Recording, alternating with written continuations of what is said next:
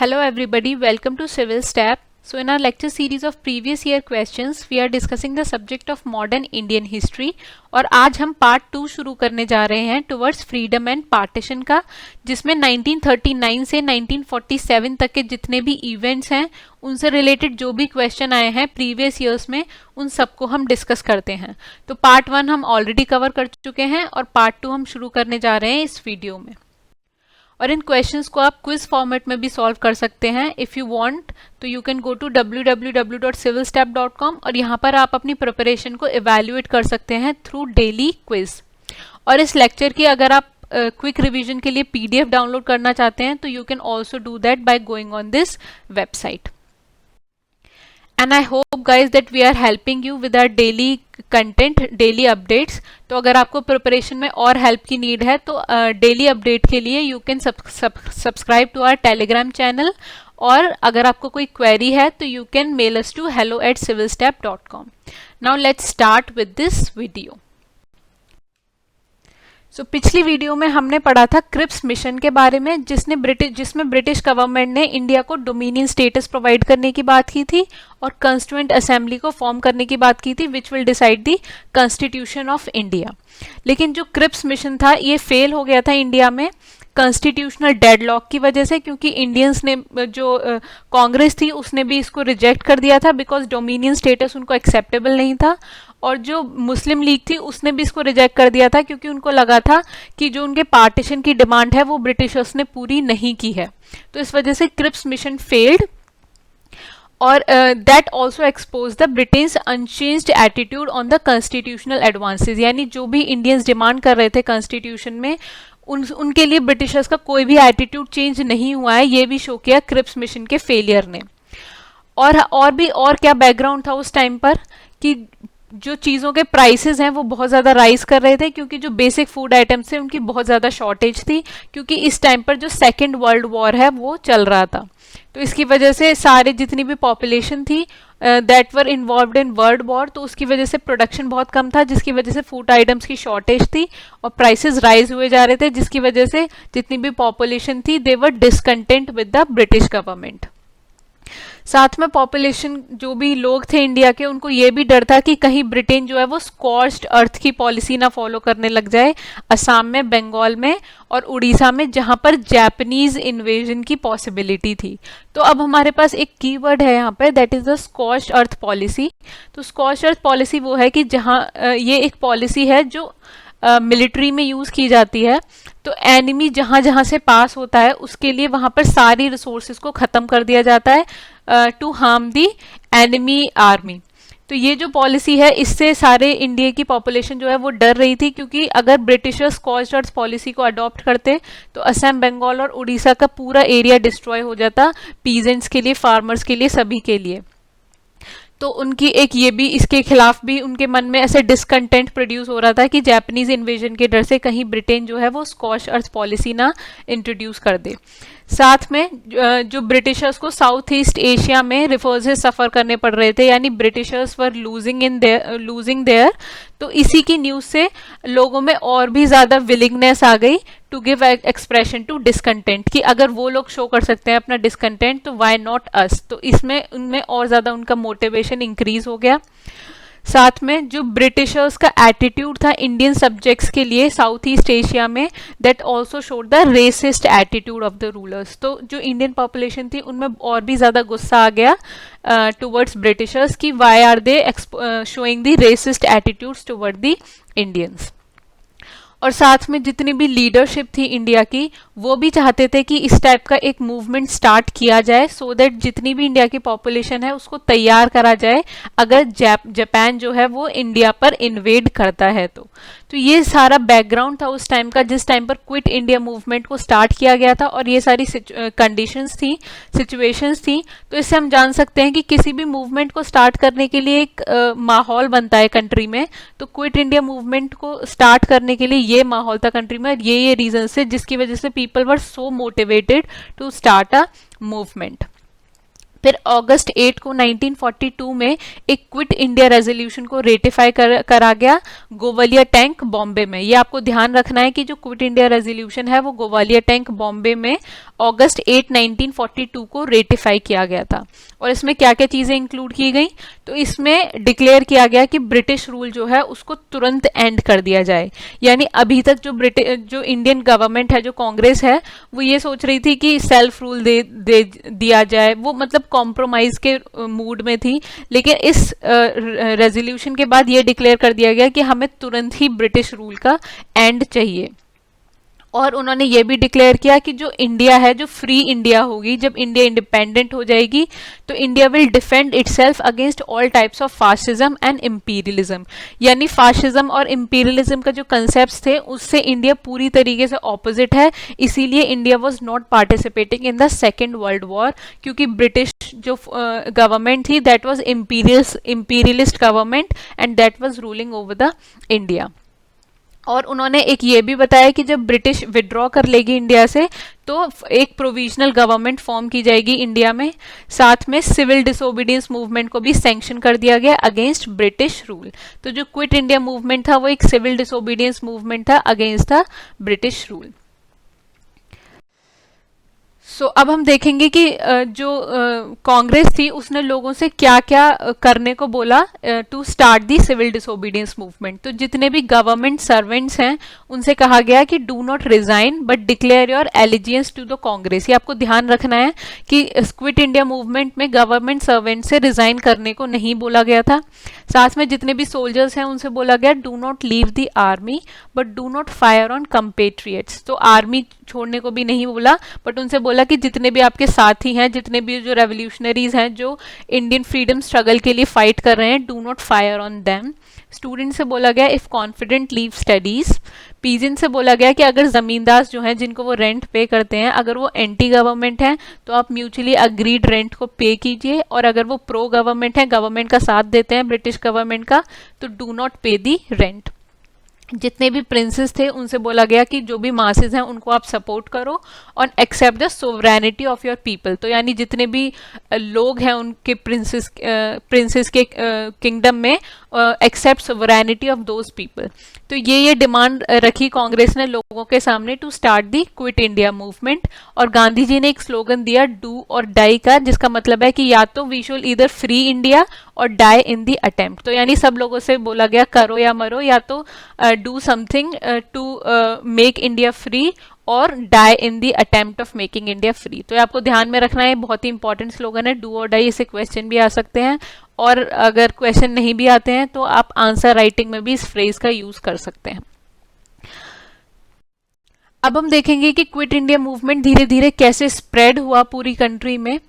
तो जो British government थी वो नहीं चाहती थी कि जो मूवमेंट है वो फॉर्मली लॉन्च हो, क्योंकि इससे पहले उनके पास एक्सपीरियंस था कि जो भी नॉन कॉपरेशन मूवमेंट हुआ था, सिविल डिसोबीडियंस मूवमेंट हुआ था, तो उसमें ब्रिटिश गवर्नमेंट का बहुत ही ज़्यादा नुकसान हुआ था।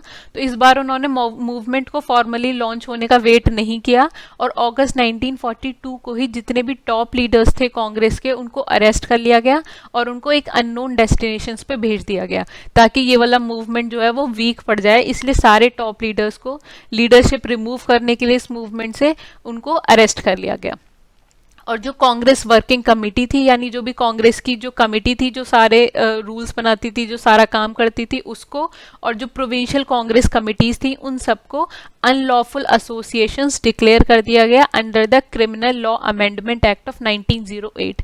तो ये बहुत ही ज़्यादा एक एक्सट्रीम मेजर माना जा सकता है कि जो भी इंडिया की गवर्नमेंट थी, दैट वाज इंडिया की जो ऑर्गेनाइजेशन थी that was fighting for the freedom, उसी को ही ब्रिटिशर्स ने जो है अनलॉफुल एसोसिएशन अनाउंस कर दिया। साथ में पब्लिक मीटिंग, जो पब्लिक मीटिंग्स के लिए असेंबली वगैरह जो होती थी उनको भी प्रोहिबिट कर दिया गया, यानी अगर वो होंगी तो that will be the unlawful, और लोगों को अरेस्ट किया जा सकता है पब्लिक मीटिंग अगर वो करेंगे उसी के बिहाफ पर। तो जब सारे जितने भी टॉप लीडर्स थे उन सबको अरेस्ट कर लिया गया, तो जितने भी यंगर और मिलिटेंट एलिमेंट्स थे, जो यंगर लीडर्स थे जो बच गए थे, जिनको अरेस्ट नहीं किया गया था, उन्होंने फिर इस मूवमेंट को स्टार्ट करने में और आगे बढ़ाने में हेल्प की। और बहुत सारी उस टाइम पर अंडरग्राउंड एक्टिविटीज़ को भी स्टार्ट किया गया था, और इन अंडरग्राउंड एक्टिविटीज़ में पार्टिसिपेट किया वो थे सोशलिस्ट फॉरवर्ड ब्लॉक, जो कि सुभाष चंद्र बोस ने फॉर्म किया था, गांधी जी के जितने भी आश्रमाइट्स थे जो आश्रम में रहते थे उनको, रेवोल्यूशनरीज और लोकल ऑर्गेनाइजेशंस। तो ये जो एलिमेंट्स हैं इन्होंने अंडरग्राउंड एक्टिविटी शुरू कर दी थी। अंडरग्राउंड एक्टिविटी क्यों शुरू करी थी? क्योंकि जो ब्रिटिश गवर्नमेंट थी that was getting so extreme and brutal towards the freedom fighters. तो उन्होंने सोचा कि हम अपफ्रंट आके तो हम रेवोल्यूशन नहीं कर सकते हैं, तो we should start some underground activities to fight the Britishers.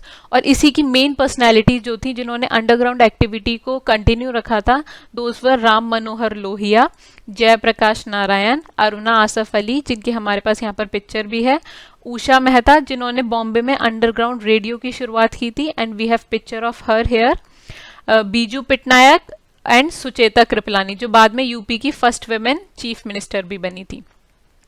तो दीज वर द पर्सनैलिटीज जिन्होंने अंडरग्राउंड एक्टिविटीज में पार्टिसिपेट किया था। ये आपको ध्यान रखना है, स्पेशली उषा मेहता को, क्योंकि उन्होंने अंडरग्राउंड रेडियो स्टार्ट किया था बॉम्बे में। और आपसे ये वाला क्वेश्चन ऐसे भी पूछा जा सकता है कि मैच द फॉलोइंग में जैसे पूछ लेते हैं कि जो क्विट इंडिया मूवमेंट के टाइम पे अंडरग्राउंड एक्टिविटीज थी उनसे इनमें से कौन कौन से पीपल रिलेटेड हैं। तो ये जो नाम है वो आपको ध्यान में रखने हैं। और बहुत सारी जगह पर क्विट इंडिया मूवमेंट के टाइम पर पैरेलल गवर्नमेंट्स भी इस्टेब्लिश हो गई थी, क्योंकि जो कांग्रेस की जो ऑर्गेनाइजेशन थी वो जो है वो वीक पड़ गई थी, क्योंकि कांग्रेस वर्किंग कमेटी को इलीगल अनाउंस कर दिया था और टॉप लीडर्स को भी अरेस्ट कर दिया था। तो इसकी वजह से पैरेलल गवर्नमेंट्स इस्टेब्लिश हो गई थी बहुत सारी प्लेसेस में, जैसे बलिया में चित्तू पांडे ने अपनी गवर्नमेंट इस्टेब्लिश कर ली थी, तामलुक में जटिया सरकार ने, और सतारा में प्रति सरकार नाम की जो गवर्नमेंट है वो इस्टेब्लिश हो गई थी। तो आपको ध्यान रखना है कि जैसे पूछा जा सकता है कि जो प्रति सरकार है वो गवर्नमेंट कहाँ पर इस्टेब्लिश हुई थी, तो इट वॉज इन सतारा। अब हम देखेंगे कि किस हद तक जो मासेस थी, जो पॉपुलेशन थी, उन्होंने इस मूवमेंट में पार्टिसिपेट किया। तो जो यूथ थे वो सबसे ज़्यादा आगे रहे, स्पेशली जो स्टूडेंट्स थे वो सबसे ज़्यादा आगे रहे इस मूवमेंट में, और जो विमेन थी उन्होंने भी बहुत ज़्यादा एक्टिवली पार्टिसिपेट किया, लेकिन स्पेशली स्कूल और कॉलेज की गर्ल्स ने। जितने भी वर्कर्स थे दे वेंट ऑन स्ट्राइक, और उसी की वजह से उनको बहुत ज़्यादा ब्रिटिश गवर्नमेंट की तरफ से रिप्रेशन भी फेस करना पड़ा। जो पीजेंट्स थे वो सारे स्ट्रेटा के, तो ये आपको ध्यान देना है कि सारे स्ट्रेटा के, मतलब बड़े भी छोटे भी जितने भी पीजेंट्स थे, they all actively participated in the movement and they were at the heart of the movement. जो मुस्लिम्स थे उन्होंने भी, जो अंडरग्राउंड एक्टिविस्ट थे जिसके बारे में हमने अभी डिस्कस किया, उनको शेल्टर देना प्रोवाइड किया, और जितने भी कम्युनल क्लैशेस थे वो इस मूवमेंट के टाइम पर नहीं हुए थे। तो आपको ध्यान देना है कि वैसे तो हिंदू मुस्लिम्स के बीच बहुत रिफ्ट थी, लेकिन क्विट इंडिया मूवमेंट के टाइम पर मुस्लिम्स ने हेल्प किया अंडरग्राउंड एक्टिविस्ट को, और कोई कम्युनल क्लैशेस भी नहीं हुए थे इस मूवमेंट के दौरान। जो कम्युनिस्ट थे उन्होंने इस मूवमेंट को ज्वाइन नहीं किया। जो मुस्लिम लीग थी उन्होंने भी इस मूवमेंट को अपोज किया। मुस्लिम लीग जो थी वो इन्होंने इसलिए अपोज किया क्योंकि उनको लगता था कि अगर हम ब्रिटिश गवर्नमेंट को सपोर्ट करेंगे या फिर जो कांग्रेस का मूवमेंट है उसको अपोज करेंगे तो Britishers would provide us with the provision of partition of country. Hindu Mahasabha जो थी उन्होंने भी इस मूवमेंट को बॉयकॉट किया, और जो प्रिंसली स्टेट्स के जो प्रिंसेस वगैरह थे उन्होंने भी बहुत ही ज़्यादा लो की रिस्पॉन्स दिया, यानी उन्होंने भी बहुत ही ज़्यादा कम पार्टिसिपेट किया, ना कि बराबर इग्नोरेबल। तो ये जो चार लोग हैं, कम्युनिस्ट, मुस्लिम league, Hindu Mahasabha, princely states, इन्होंने इस मूवमेंट को अपोज किया या फिर ज्वाइन नहीं किया, और बाकी जितनी भी पॉपुलेशन थी उन्होंने इस मूवमेंट में बढ़ चढ़कर पार्टिसिपेट किया। So this was the extent of mass participation. और एक क्वेश्चन आपसे पूछा जा सकता है कि इन ऑर्गेनाइजेशन ने या फिर इस क्लास ने सपोर्ट किया था या नहीं किया था, ये क्वेश्चन आपसे पूछा जा सकता है। स्पेशली असर्शन और रीजंस टाइप के जो क्वेश्चन होते हैं उनमें इस टाइप के क्वेश्चन पूछे जाते हैं। Now let's moving forward. अब हम देखेंगे कि इस मूवमेंट को कैसे सप्रेस किया गया। तो जो रिप्रेशन था जो गवर्नमेंट की तरफ से इस मूवमेंट को सप्रेस करने के लिए जो मेजर्स थे दैट वाज सो सीवियर, जितनी भी क्राउड थी that were agitating against the Britishers, उन पर लाठी चार्ज किया गया और टीयर गैस उन पर छोड़ी गई, and they were also fired upon. जितने भी रिबेलियस विलेजेस थे जहां जहां पर क्विट इंडिया मूवमेंट को ज़्यादा अडॉप्ट किया गया था वहां पर उन विलेजेस को बहुत ही ज़्यादा हैविली फाइंड किया गया, और कुछ विलेजेस में मास फ्लॉगिंग भी की गई। अब हम देखेंगे कि इस मूवमेंट के जो मेन स्टॉर्म सेंटर्स थे वो कौन कौन से थे। That was eastern United provinces. तो यूनाइटेड प्रोविंसेस में जो ईस्टर्न पार्ट था, बिहार, मिदनापुर, महाराष्ट्र और कर्नाटका, तो इन एरियाज में जो है ये वाला मूवमेंट ज़्यादा एक्टिव था। फिर फरवरी 1943 में गांधी जी ने जेल में ही फास्ट स्टार्ट कर दिया था as an answer to an extortion by the government to condemn violence of the state.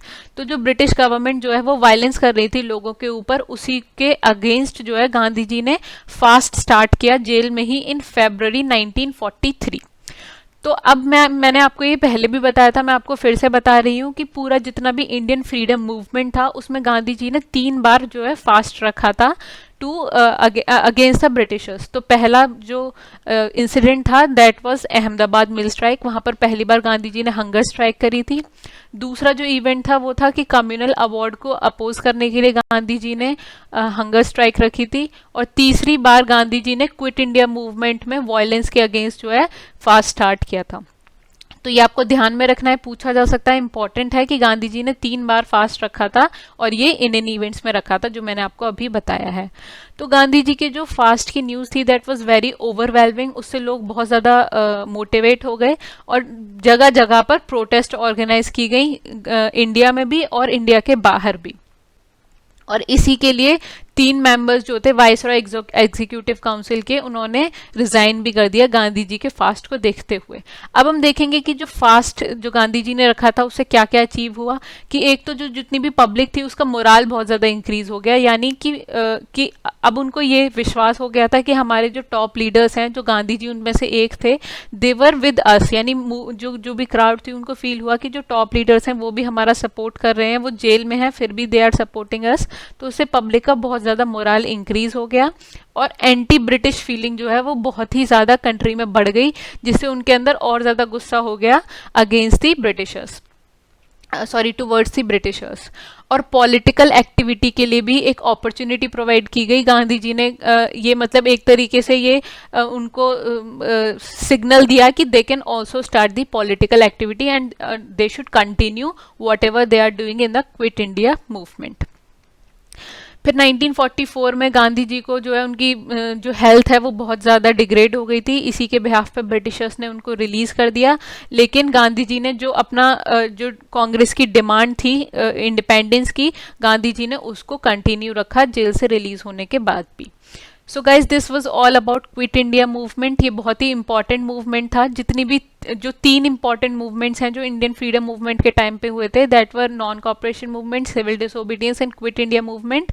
तो ये उनमें से तीसरा मूवमेंट था। It is very important. इसके जितने भी पॉइंट्स हैं जो मैंने अभी आपको डिस्कस किए ये सारे इंपॉर्टेंट हैं, इनसे क्वेश्चन आ सकते हैं, तो इनको आप बार बार रिवाइज कर लीजिएगा। Now we will see questions on the basis of quit India movement. So this question came in the prelims of 2005 और इस क्वेश्चन में हमारे पास क्विट इंडिया मूवमेंट के लॉन्च से रिलेटेड जो हैं वो 3 स्टेटमेंट्स गिवन है और हमें बताना है कि इनमें से कौन से स्टेटमेंट्स आर करेक्ट। तो इसमें हमसे बोला गया है on the eve of launch of quit India movement Mahatma Gandhi. तो जब क्विट इंडिया मूवमेंट लॉन्च हुआ था तो महात्मा गांधी ने क्या क्या करने को बोला था लोगों से। First, ask the government servants to resign. Second, ask the soldiers to leave their posts. और थर्ड है, ask the princes of the princely states to accept the sovereignty of their own people. तो अभी हमने जब पढ़ा था उसमें मैंने आपको बताया था कि जितने भी गवर्नमेंट सर्वेंट्स हैं उनसे बोला गया कि रिजाइन मत करो आप, लेकिन show your allegiance to the Congress. तो ये वाला जो स्टेटमेंट है वो इनकरेक्ट है क्योंकि गवर्नमेंट सर्वेंट से रिजाइन करने के लिए नहीं बोला गया था। अब दूसरा स्टेटमेंट है ask the soldiers to leave their post. तो ये भी एक इनकरेक्ट स्टेटमेंट है क्योंकि हमने अभी देखा था कि सोल्जर्स से बोला गया do not leave the army but do not fire upon the, जितने भी जो इंडिया के रेवोल्यूशनरीज थे, do not fire upon them. तो इसलिए second statement is also incorrect. अब थर्ड स्टेटमेंट है ask the princes of the princely states to accept the sovereignty of their own people. तो ये जो है ये करेक्ट स्टेटमेंट है। हमने अभी पढ़ा था क्विट इंडिया मूवमेंट में कि जितने भी प्रिंसेस थे प्रिंसली स्टेट्स के, उनसे बोला गया था to accept the sovereignty of their people. So here only third statement is correct. That's why C is the answer here. Now let's move to our next question. This question came in the prelims of 2009 and the question is with which one of the following movements is the slogan do or die associated. तो जो do or die जो करो या मरो का slogan है वो इनमें से कौन से मूवमेंट से रिलेटेड है? Swadeshi movement, non cooperation, civil disobedience और क्विट इंडिया मूवमेंट. तो अभी हमने देखा था कि गांधी जी ने मूवमेंट स्लोगन दिया था डू और डाई का, that was in Quit India movement. So D is the answer here. Now let's move to our next question. This question came in the prelims of 2013 and the question is Quit India movement was launched in response to Cabinet Mission Plan, Cripps Proposal, Simon Commission Report और Wavell Plan. तो अभी हमने देखा कि जो Cripps mission था जिसमें कि ब्रिटिश गवर्नमेंट ने डोमिनियन स्टेटस देने की बात करी थी इंडिया को, तो वो जो प्रपोजल था उसको वो फेल हो गया था इंडिया में और उसी के रेस्पॉन्स में जो है कांग्रेस ने क्विट इंडिया मूवमेंट की स्टार्ट करी थी. So B is the answer here. Cripps proposal जो था उसी के ही रेस्पॉन्स में क्विट इंडिया मूवमेंट को लॉन्च किया गया था. Now let's move to our next question.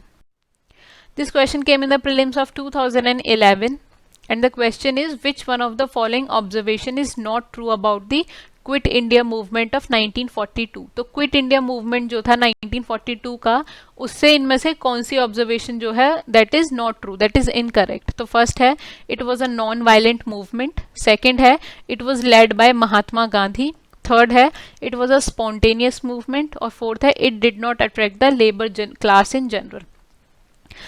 तो अब हम ये वाला क्वेश्चन हम एलिमिनेशन मेथड से सॉल्व करेंगे. वैसे तो हमने डायरेक्ट पढ़ा भी हुआ है लेकिन आप इस क्वेश्चन को एलिमिनेशन मेथड से भी सॉल्व कर सकते हैं. जैसे कि हमने देखा कि महात्मा गांधी ने वाला मूवमेंट स्टार्ट किया था, सो सेकंड इज करेक्ट.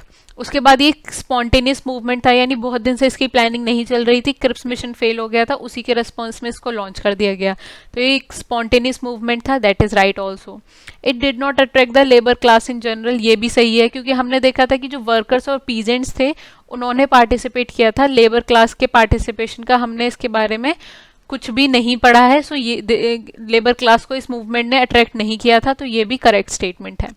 अब हमारे पास एक ही स्टेटमेंट बचता है, that is it was a non violent movement. तो ये जो स्टेटमेंट है ये करेक्ट नहीं है क्योंकि बहुत सारी जगह पर जो है वायलेंस हुआ था क्विट इंडिया मूवमेंट में, जिसकी वजह से जो वर्कर्स वगैरह हैं उनको रिप्रेशन भी फेस करना पड़ा था और जो ब्रिटिश गवर्नमेंट ने उन्होंने बहुत ही ज़्यादा ब्रूटल मेजर्स भी लिए थे. जैसे मैंने अभी आपको बताया था कि क्राउड पर लाठी चार्ज किया गया था, टीयर गैस छोड़ी गई थी.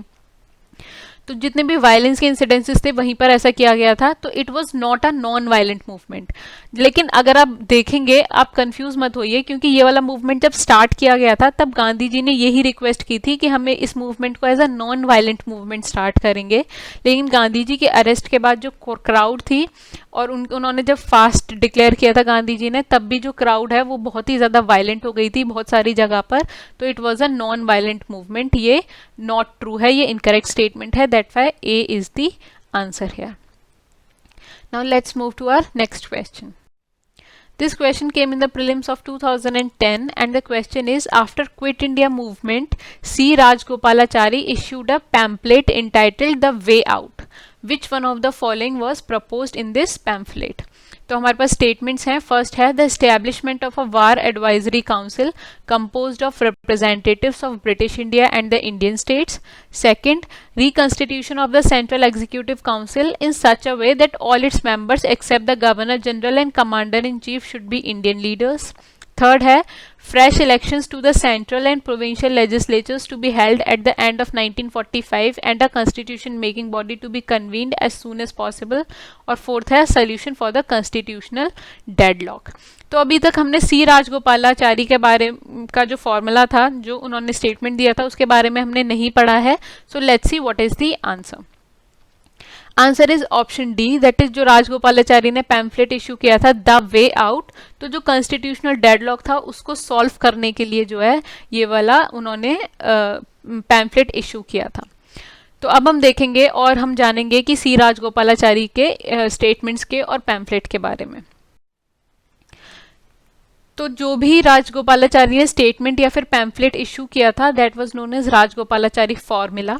और ये कब किया गया था? It was in 1944 by C Rajagopalachari. Here we have the picture of him. और इसका पर्पस क्या था कि जो कांग्रेस थी और मुस्लिम लीग थी उनके बीच कॉपरेशन स्टैब्लिश करने के लिए जो है इसको इंट्रोड्यूस किया गया था। तो अब इसके हम मेन पॉइंट्स देखेंगे कि इसमें क्या क्या मेन पॉइंट्स थे।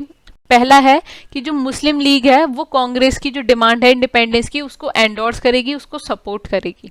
दूसरा है League to cooperate with Congress in forming a provisional government at the centre, यानी जो कांग्रेस बात कर रही थी, जो मैंने अभी आपको बताया था, जो क्विट इंडिया रेजोल्यूशन में भी रेटिफाई किया गया था कि सेंटर में जो है गवर्नमेंट एक प्रोविजनल कांग्रेस एक प्रोविजनल गवर्नमेंट बनाएगी तो उसको कोऑपरेट करेगी मुस्लिम लीग। और वॉर के बाद जितनी भी एंटायर पॉपुलेशन है जहां जहां पर मुस्लिम मेजॉरिटी एरियाज जो हैं वो नॉर्थ वेस्ट में और नॉर्थ ईस्ट इंडिया में वो प्लेबिसाइट के थ्रू डिसाइड करेंगे कि सेपरेट सोवरेन स्टेट बनना चाहिए या नहीं। प्लेबिसाइट मतलब कि वहां की जितनी भी पॉपुलेशन है वो ही डिसाइड करेगी, उनसे ही पूछा जाएगा कि उन्हें एक सॉवरेन अलग से स्टेट बनाना है या फिर साथ में ही रहना है, तो वो वहां की पॉपुलेशन डिसाइड करेगी जितने भी मुस्लिम मेजॉरिटी एरियाज हैं वहां पर। और अगर पार्टीशन को एक्सेप्ट कर लिया जाता है तो जो डिफेंस है, कॉमर्स है और कम्युनिकेशन है, इन तीनों चीज़ों पर और भी जो चीज़ें हैं उन पे जो है जॉइंटली डिसाइड करेंगे कांग्रेस और मुस्लिम लीग।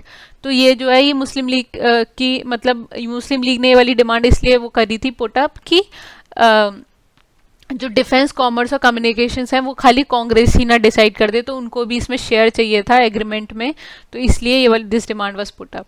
और अगर ये सारी डिमांड्स ये वाली सारी डिमांड्स जब ही मानी जाएंगी जब इंग्लैंड जो है पूरी पावर जो है वो इंडिया को ट्रांसफर करेगी। तो ये वाली सारी जो प्रोविजंस हैं ये तभी एक्सेप्टेबल होंगे जब England transferred full powers to the India.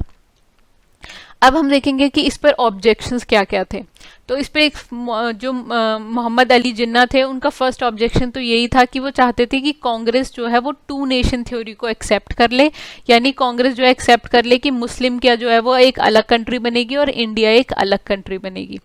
और जो जिन्ना थे वो एक कॉमन सेंटर की बात जो कही गई थी राजगोपालाचारी फॉर्मूला में उसके भी अगेंस्ट थे, क्योंकि वो चाहते थे कि दो सेंटर्स बने, एक मुस्लिम्स के लिए और एक बाकी रेस्ट ऑफ द इंडिया के लिए। कांग्रेस जो थी वो लीग के साथ कोऑपरेट करना चाहती थी अगर वो पूरे इंडियन यूनियन की इंडिपेंडेंस की बात करते हैं तो, लेकिन जितनी भी लीग थी that was only interested in the separate union, वो सिर्फ एक सेपरेट कंट्री बनाना चाहते थे, उनको इंडियन यूनियन की इंडिपेंडेंस से ज़्यादा कुछ मतलब नहीं था। और जितने भी हिंदू लीडर्स थे जैसे जो वीर सावरकर थे वो चीफ थे हिंदू लीडर्स के, तो उन सब ने जो है सीआर प्लान को कंडेम किया था। तो आप देख सकते हैं कि राजगोपालाचारी फॉर्मूला जो है वो उन्होंने मुस्लिम लीग और कांग्रेस को फिर से कोऑपरेट करने के लिए साथ में बुलाने के लिए ये वाला प्रपोज किया था, लेकिन इसमें भी जो टू नेशन थ्योरी की वजह से जो है ये जो कॉन्स्टिट्यूशनल डेडलॉक था वो सॉल्व नहीं हो पाया, जिस पर्पस की वजह से इसको इंट्रोड्यूस किया गया था। So this was all about Rajagopalachari formula. और ये जो फैक्ट्स हैं ये आपको ध्यान रखने हैं कि जैसे 1944 में आया था, किसने इसको इंट्रोड्यूस किया था या फिर इसका पर्पस क्या था, क्योंकि ये जो मेन फैक्ट्स हैं ये आपको रिवीजन में भी हेल्प करेंगे और क्वेश्चंस को सॉल्व करने में भी हेल्प करेंगे। Now let's move to our next question. This question came in the prelims of 2000 and the question is the Indian National Army INA came into existence in 1943 in। तो Indian national army जो 1943 में existence में आई थी तो वो कहाँ पर आई थी?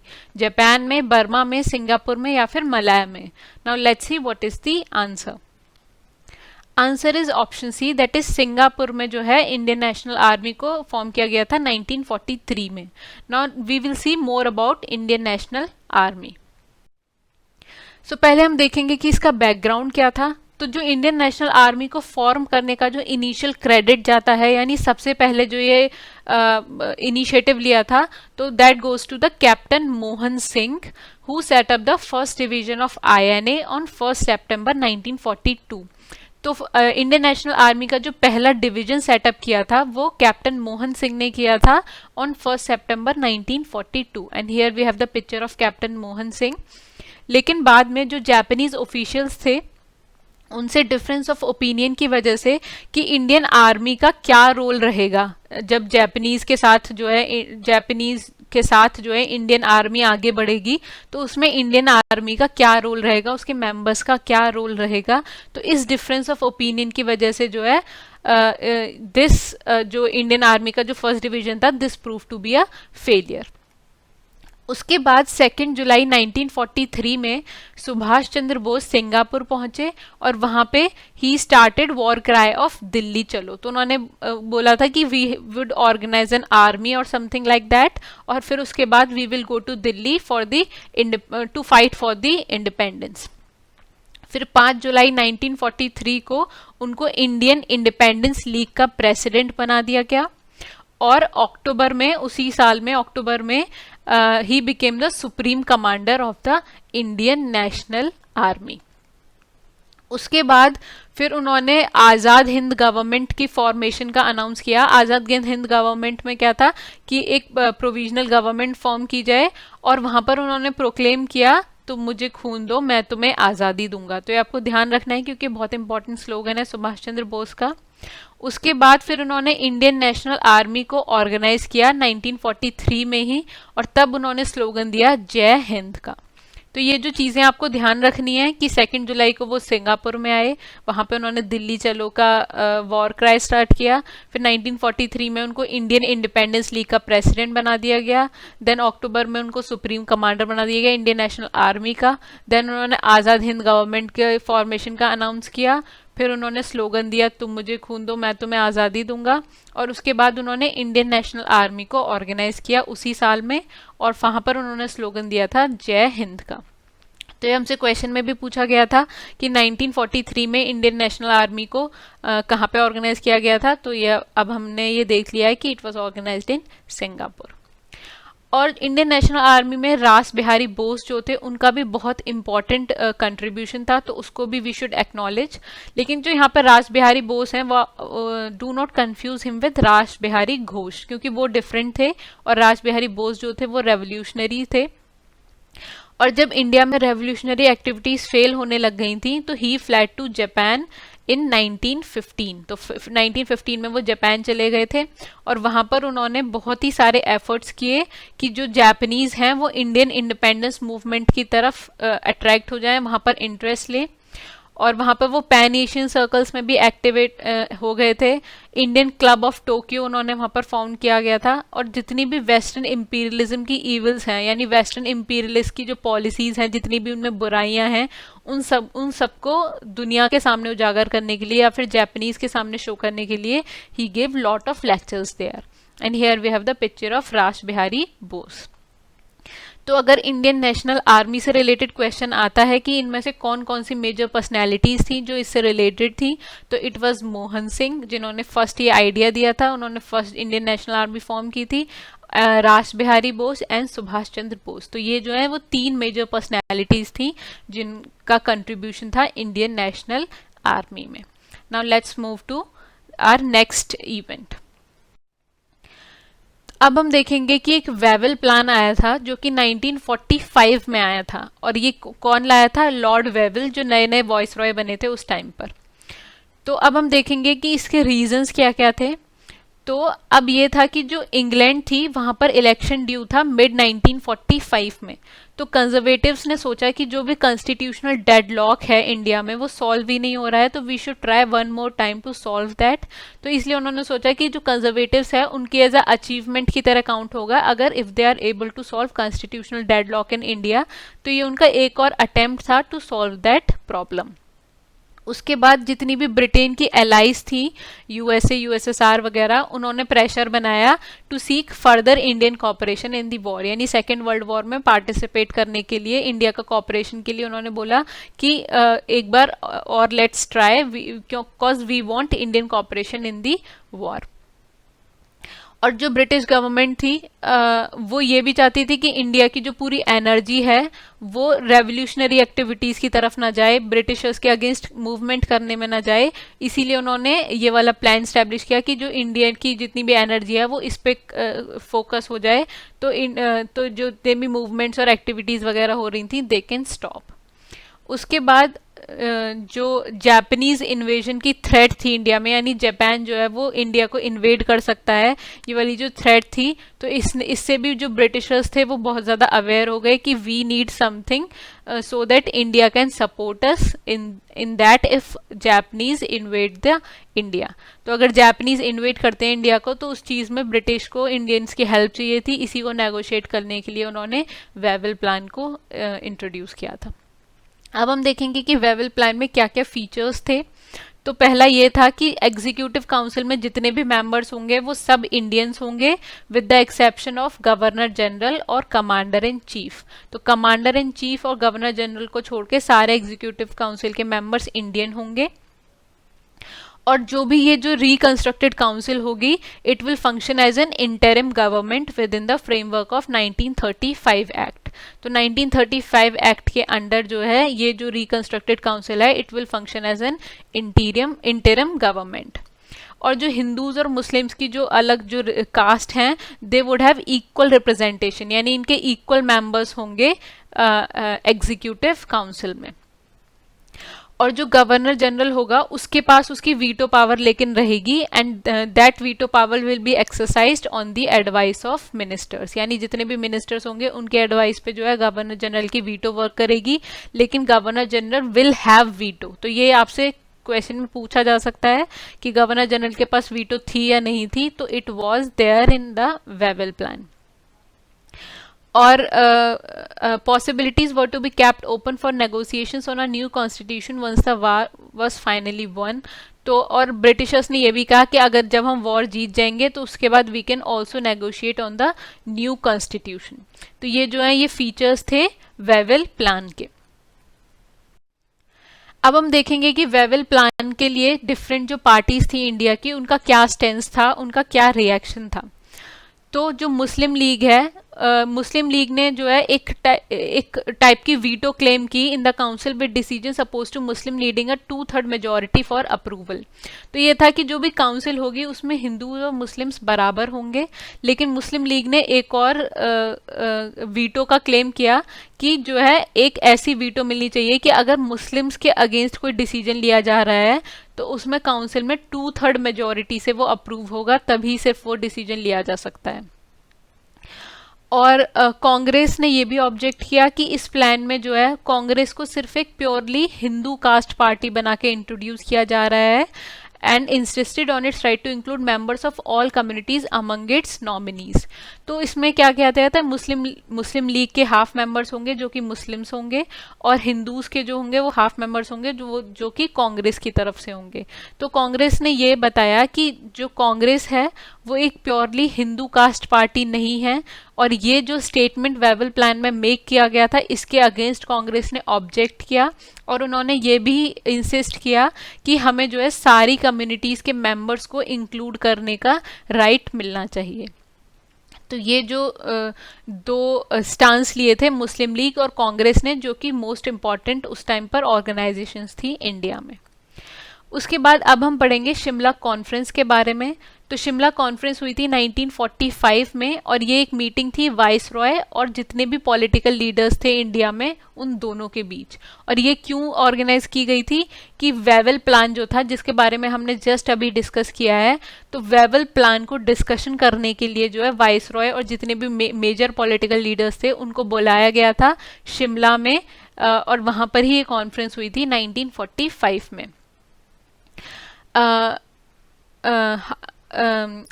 And there it reached a potential agreement for the self-rule of India that provided separate representation for Muslims and reduced majority powers for both community in their majority regions। तो और यहीं पर एक पोटेंशियल एग्रीमेंट पर पहुंचने की बात भी थी कि इंडिया को सेल्फ रूल प्रोवाइड किया जाएगा और वहां पर मुस्लिम्स के लिए सेपरेट रिप्रेजेंटेशन होगा। और जो भी ये जो दो मेजर कम्युनिटीज़ थी हिंदूज और मुस्लिम्स की, वहाँ पर उनके मेजॉरिटी रीजन्स जो हैं वहाँ पर उनको मेजॉरिटी पावर्स भी दी जाएंगी। लेकिन मुस्लिम रिप्रेजेंटेटिव्स को सेलेक्ट करने का जो इश्यू था वहीं पर आके ये जो है जो शिमला कॉन्फ्रेंस थी वहीं पे आकर डिस्कशन रुक गया, क्योंकि जो ऑल इंडिया मुस्लिम लीग जो थी वो चाहती थी कि कहीं भी उन्हें इंडियन नेशनल कांग्रेस के साथ जो है प्लान में उनको इंक्लूड ना किया जाए, यानी इंडियन नेशनल कांग्रेस जो है वो मुस्लिम रिप्रेजेंटेटिव्स को कहीं भी अपॉइंट ना करे। वो चाहते थे कि एक अलग नेशन बनना चाहिए मुस्लिम्स के लिए। तो इसी यहीं पर आके मुस्लिम रिप्रेजेंटेटिव्स की जो बात कही गई थी शिमला कॉन्फ्रेंस में, यहीं पर आके ये वाली जो शिमला कॉन्फ्रेंस है उसका डिस्कशन वहीं रुक गया था। इसके आगे बात बढ़ी नहीं, यानी कॉन्स्टिट्यूशनल डेडलॉक को सॉल्व करने की जो बात थी, जो पर्पस था जिसकी वजह से इसको ऑर्गेनाइज किया गया था, वो सॉल्व नहीं हुआ। That's why Wavell plan failed also. और इसी के साथ इंडिया की जो यूनाइटेड और इंडिया के इंडिपेंडेंट की जो अपॉर्चुनिटी थी वो भी खत्म हो गई। यानी इसके बाद फिर जो है कोई भी यूनाइटेड इंडिपेंडेंट इंडिया की जो लास्ट अपॉर्चुनिटी थी ये वो था Wavell plan and Shimla conference, जहां पर वेवल प्लान को डिस्कस किया गया था। So this was all about Wavell Plan and Shimla Conference, and now we will see the question based on this. This question came in the prelims of 2007 और इस question में हमारे पास दो statements given है और हमें बताना है कि ये दो स्टेटमेंट्स इनमें से कौन से ऑप्शन को जस्टिफाई करते हैं। तो जो असर्शन स्टेटमेंट है वो है according to the Wavell plan the number of Hindus and Muslim members in the executive council were to be equal, और दूसरा है Wavell thought that this arrangement would have avoided the partition of India. तो जो assertion statement है वो एकदम correct है, क्योंकि अभी हमने देखा था कि हिंदूज और मुस्लिम्स को जो है बराबर बराबर इक्वल रिप्रेजेंटेशन देने की बात की गई थी एग्जीक्यूटिव काउंसिल में। सो असर्शन स्टेटमेंट इज करेक्ट। लेकिन जो रीजन स्टेटमेंट है उसमें जो जिसमें बोला गया है कि वेवल ने सोचा कि ये अरेंजमेंट जो है इंडिया के पार्टीशन को अवॉइड कर देगा, तो ये जो है वो इनकरेक्ट स्टेटमेंट है, क्योंकि अभी हमने देखा कि इसमें मुस्लिम्स को अलग से रिप्रेजेंटेशन देने की बात की गई थी। साथ में जो ब्रिटिशर्स थे वो भी नहीं चाहते थे कि इंडिया जो है एक यूनाइट करके रहे, तो इसलिए जो है ये वाला स्टेटमेंट इनकरेक्ट है। इसलिए हमारा आंसर है A is true but R is false. So C is the answer here. Now let's move to our next question. This question came in the prelims of 2008 and the question is who suggested the reconstitution of the Viceroy Executive Council in which all the portfolios including that of war members were to be held by the Indian leaders. हमारे पास options हैं Simon commission, Shimla conference, Cripps proposal and cabinet mission. तो इस question में हमसे पूछा गया है कि वाइसरॉय एग्जीक्यूटिव काउंसिल में जितने भी पोर्टफोलियोज हैं वो सारे इंडियन लीडर्स के पास रहेंगे, ये इनमें से किस में जो है डिसाइड किया गया था। तो अभी हमने पढ़ा कि वेवल प्लान में ये इंक्लूड किया गया था कि वाइसरॉय एग्जीक्यूटिव के काउंसिल के सारे मेंबर्स जो हैं वो इंडियंस होंगे except governor general and commander in chief. तो जो वेवल प्लान है वो डिस्कस किया गया था शिमला कॉन्फ्रेंस में। So Shimla conference is the answer here, that's why B is the answer.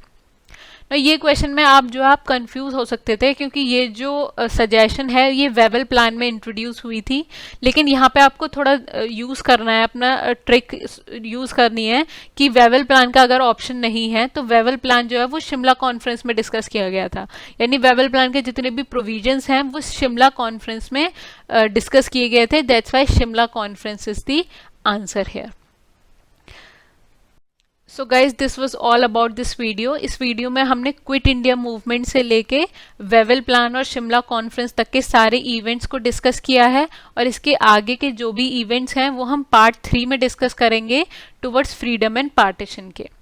And thank you guys, and you can subscribe to our Telegram channel to get more daily updates. अगर आपके पास कोई query है तो you can mail us to hello@civilstep.com. Till then, good luck for your studies. Bye-bye.